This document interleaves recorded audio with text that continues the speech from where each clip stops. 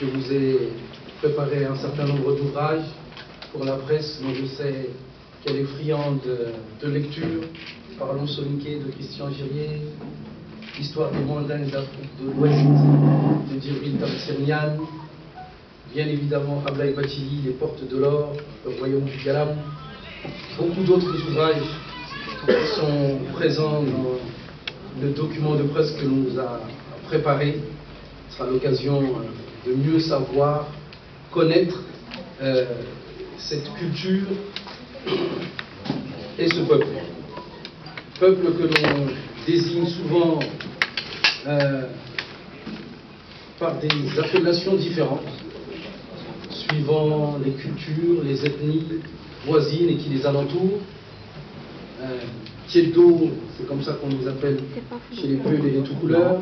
Malaka chez les Mandingues, Sarakoulé chez les Wolofs, Wakore chez les Songhai, Azer ou Aswanik chez les Maures.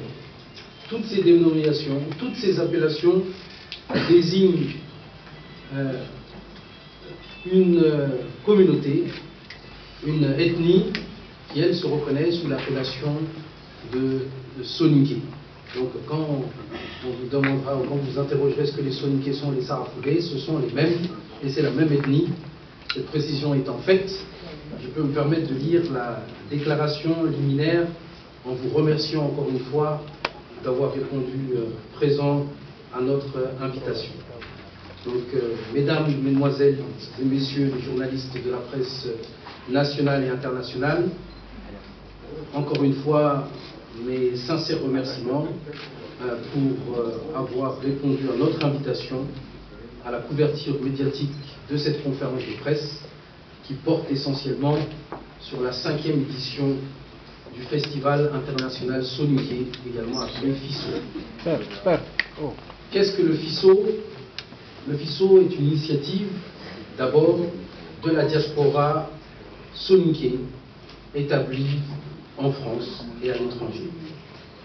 Cette dernière a eu la généreuse idée de mettre en place ce festival pour promouvoir la langue soninké, étant entendu que celle-ci est parlée dans la plupart des pays de la sous-région ouest-africaine et au-delà.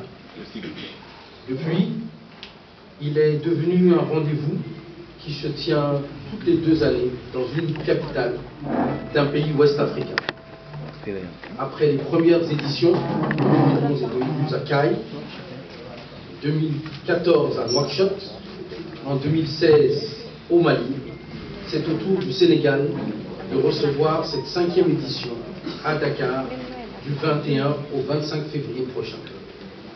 Elle s'ouvrira le 21 février au stade Iba Mar Diop à la Médina, Inch'Allah, date qui correspond à la journée internationale des langues maternelles par l'UNESCO. Se clôturera le 24, samedi 24, au stade Amadou Barry de Guédiawaye. Car le FISO est avant tout une rencontre culturelle et d'échange sur les enjeux et les défis à relever par les communautés nationales, internationales, je dirais même transnationales, qui nous interpellent tous. Une rencontre pour trouver des réponses au travers la culture et son plus puissant marqueur, la langue, qu'il s'agit de pérenniser, de sauvegarder, de promouvoir, tout comme notre diversité linguistique et culturelle multiséculaire. Ne dit-on pas que lorsque l'on ne sait pas où l'on va, regardons d'où l'on vient. Le pays du donner et du recevoir, selon la formule du poète président Léopold Sédar Senghor, reçoit donc le 5e FISO.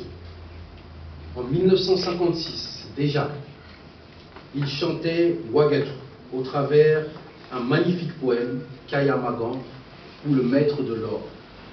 Permettez-moi ces quelques vers. Je dis Kaya Magan, je suis.